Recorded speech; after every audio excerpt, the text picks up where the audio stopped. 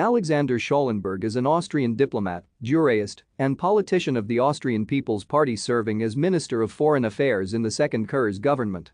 After Sebastian Kurz's resignation on 9 October 2021, Schallenberg has been proposed by Kurz to replace him in the post of Chancellor of Austria.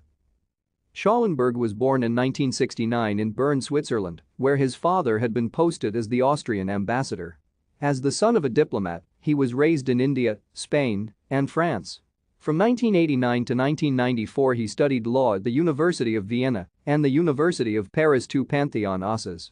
After his graduation he continued his studies at the College of Europe until 1995. In 1997 Schallenberg entered Austria's foreign ministry.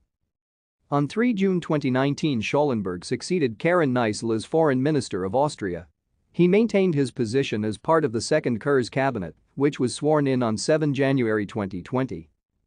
It was noted by Deutsche Welle that after attending an EU summit at the Europa building in Luxembourg on 12 October and 13 October 2020 with Sophie Wilms, Schallenberg tested positive for coronavirus. Thank you for watching.